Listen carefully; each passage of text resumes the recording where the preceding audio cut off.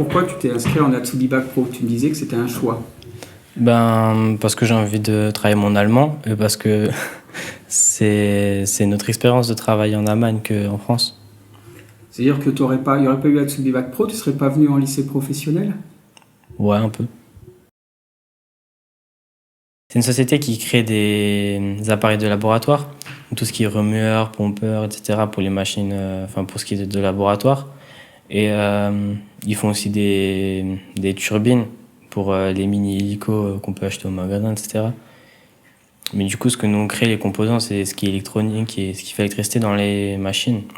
C'est plein de petits composants électroniques où il faut les souder avec de l'étain, où on est assis tout le temps sur une chaise en train de faire ça. Donc c'est pas forcément ce que j'attendais. C'est pas forcément un stage dans mon environnement, quoi. Et donc tu me dis, ton père est allemand alors? Ouais. Donc t'es bilingue? J'étais. C'est-à-dire? Ben, en primaire, je parlais beaucoup. Et après, j'ai perdu, comme j'avais arrêté pendant un moment au collège. J'ai quand même des problèmes pour parler parce que les mots sont quand même assez compliqués. Mais quand j'ai besoin de dire ce que j'ai besoin, ben, je me débrouille et je le dis. T'arrives à trouver un chemin pour dire ce que Quand je trouve pas le bon mot, j'en prends un autre et voilà. C'est quand même un peu... Enfin, je sais pas, on a l'impression qu'ils sont timides. Donc ça fait quand même un peu bizarre parce qu'on peut pas trop leur parler. On a l'impression qu'on leur fait un peu peur, quoi. Ah oui? Bah ouais, par exemple, je sais pas, quand on passe à côté d'eux, bon, ils disent bonjour et tout, des gens polis. Mais après, quand il faut essayer de discuter avec eux, des fois, on a l'impression qu'on leur fait un peu peur. Ouais, ils comprennent pas forcément ce qu'on veut dire sur le coup. Et c'est toi qui vas vers eux, alors tu leur poses des questions? Ben, on essaye, mais entre les vents et les gens qui ont peur, on peut pas faire grand-chose. Et ça se passe comment, à la cantine ou des trucs comme ça? Bah, comme je suis avec un mec de ma classe, bah, on est ensemble là, à midi. Donc après, on dit bon appétit à tout le monde, normal, mais on est tous les deux ensemble, c'est tout. Parce qu'ils viennent pas forcément nous parler. Ouais, ils sont pas curieux, quoi.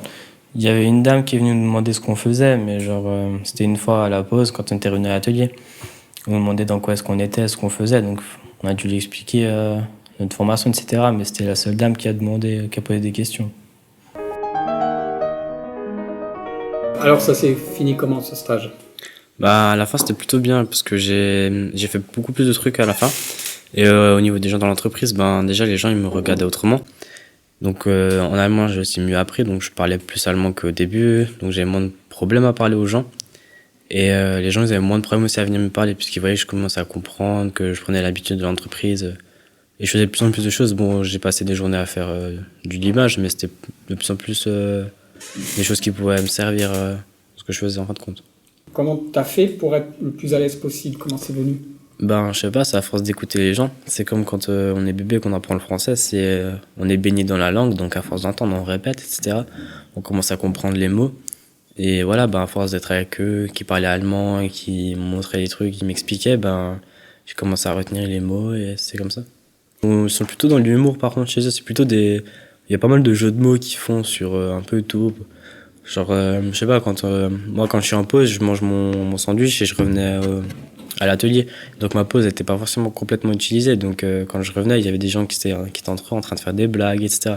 Donc je me rendais compte que c'est beaucoup de jeux de mots qu'ils font, qui sont plus dans la tête. Après, il y a quand même une grosse séparation entre le boulot et la pause. Parce que quand ils sont en train de travailler, on les voit beaucoup travailler, on les voit super sérieux. Et après, quand c'est la pause, ben, on les voit déconner. Voilà. Nächste Station, Herbolzheim. Ausstieg in Fahrtrichtung rechts. En Allemagne, les transports en commun, c'est ce qui marche vraiment, c'est ce qu'ils utilisent tout le temps.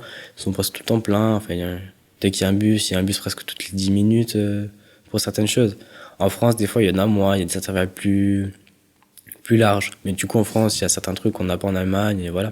Donc, on trouve des défauts chez l'un, chez l'autre, et on trouve des qualités chez l'un, chez l'autre. Donc, ça permet de donner un meilleur angle de vue.